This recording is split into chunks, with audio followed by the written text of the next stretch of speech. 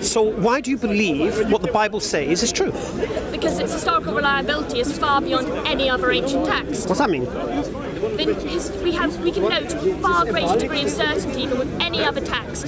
What is said in the Bible is what was originally written. What does that mean? What do you mean, what does that mean? If you're going to believe what Caesar... No, just because someone writes something. How do you know it's true what's written? Because they're eyewitnesses.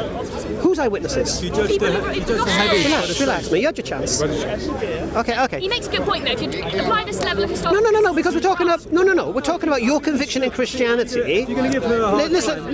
And you're going to judge one way, the judgment... Listen, you had your chance. You had your chance. Oh, okay. So basically, you're judging on what you believe as a Christian. All right. Now, you can question my conviction in Islam, not a problem. You can question the Quran, not a problem. You can question Muhammad sallallahu alaihi wasallam, not a question. But that's not the topic we're talking about here. I'm challenging your conviction as a Christian. So I want to understand why you believe the Bible, what it says, is true. Why do you believe it's true? The historical reliability of the Gospel. Give me something historical that's reliable that is true. We believe that I believe that the Gospels and Acts were written by eyewitnesses of the events that went on, and that we can. So, for clarification purposes, do you believe the Gospel? Relax. So, just for clarification purposes, do you believe the authors of the Gospels were eyewitnesses? Yes. Okay. Why do you believe that? Because we have very good evidence that the Gospels were written within the lifespan of eyewitnesses, and we can link the people who wrote the Gospels to people mentioned. No. That wasn't the question. That wasn't the question. It was a very simple question. The authors of the Gospels, were they eyewitnesses? Yes. And you said yeah. Now you tell me where any of those writers claim to be eyewitnesses. They use in Acts. No, claim to be eyewitnesses. Yeah, in Acts you've got the famous. No. The Gospel writers. Yeah, Luke was one of the Gospel writers. All right. He's believed Okay. Well, let's start at the beginning. Let's start with Mark. Did Mark claim to be an eyewitness?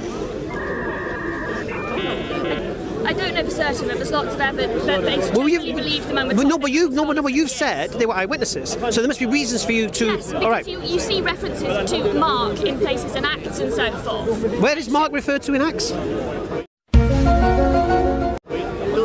You see the character of Mark. Where is Mark referred to in Acts? I can't give you a reference, but he is. Do you think Mark was a disciple of Jesus? One doesn't for such a detail. So why would Acts mention Mark? Because I think he was one of the traveling companions of Paul? No. I should know. Okay, here's the first thing you've got to understand. I'm not here to belittle you, I'm here to challenge your conviction. Okay.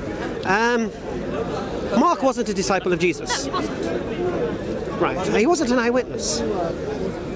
It's generally believed that Mark's Gospel is based on Peter's testimony, and Peter was one of the closest. It's not generally believed. That's not general. Well, there's an opinion. Overwhelming consensus of scholars. Not necessarily, no. Because they did. Okay, so let's clarify something here, because you made an initial statement about the resurrection being the focal point. All right. According to the four Gospels, did Peter have a resurrection experience? Yes. Which Gospel? He appeared in the upper room to 11. No. The resurrection, the tomb. The tomb. Yes, was it Peter and John who went for two? Peter ran to the tomb. Yeah, Peter and John were the two. Right? According to the Gospel of John. I think so. Right. According to the Gospel of Mark, what happened at the tomb? They found the tomb was empty. And then what? And then nothing. Right. And Peter's the author. It's believed that it's largely based on Peter's testimony. So Peter's the author of Mark, and yet there's no mention of a resurrection. And we know, according to John, Peter had a resurrection experience. Yes. Don't you think that's odd? That the most important part of Christianity isn't mentioned in Mark's Gospel, which is apparently written by Peter, the rock. It's mentioned that the tomb was empty, and it's mentioned that Jesus died by crucifixion. It's mentioned the women flee and spoke to nobody. Now, first thing is, there was no one called Mark going to the tomb either. Yeah? So whoever told about what happened at the tomb wasn't an eyewitness. Whatever you're going to say, you still have to deal with the fact that somebody died, that there was an empty tomb, and that the early church grew. If I want to deal with that, okay, here's what you're asking me to deal with. Can I believe that somebody could apparently be killed, put in a tomb, and the next day people come and the stones roll back and there's nobody there? I mean, what do you think that proves? Pardon? What do you think that proves? That... She wasn't with you. No, sorry, I missed the question. I was thinking of something else. No problem. Okay. Imagine a scenario where you think somebody's died and they've been put in a tomb, and the next day you go, the guards are knocked out, stones roll back and nobody's there. Yep. You're saying to me you automatically assume that person rose from the dead? No, of course you don't. No, you do. The body was stolen or something like that. Right. So why do you not believe the body was stolen? Because there's no candidate to have stolen it. Sorry? Who asked Pilate for his body? Who do you think might? Who asked Pilate for his body? Joseph of Arimathea. So who could have stolen it? There is no candidate. Who do you think might have stolen it? Why did Joseph ask for his body?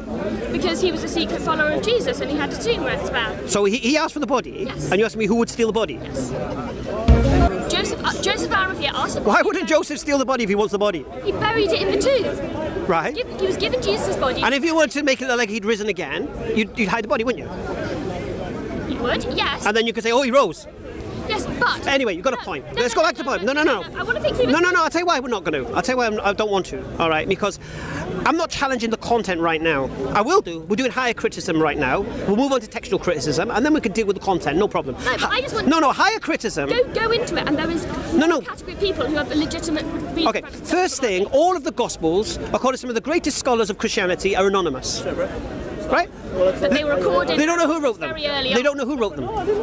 Why? Because the authors of the Gospels never declared who they were. True, but that was Right. So how can you make a claim that the authors were eyewitnesses when you don't know who the authors were? Because it was a category of that sort of early period of biography that they were generally anonymous, and they were ascribed their authors very early on by the church, and was never 200 years. It took never any 200 years. The authors were.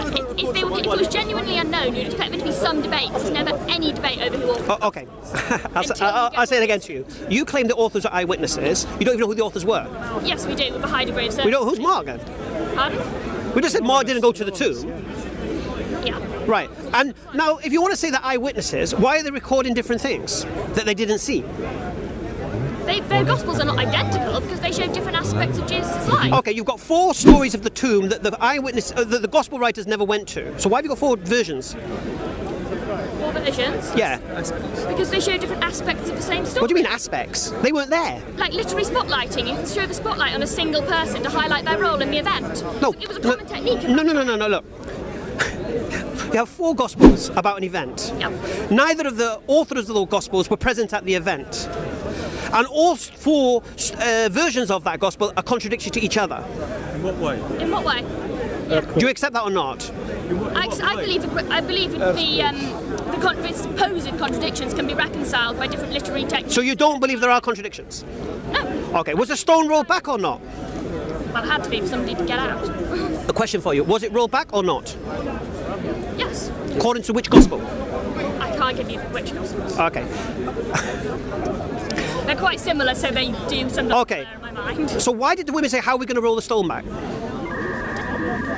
Well, the Gospel of Matthew, the stone was there. That was an earlier part of the day, an earlier part of the morning. So in the Gospel of Mark, the stone's rolled back. Gospel of Matthew, the stone's there. How do you reconcile that?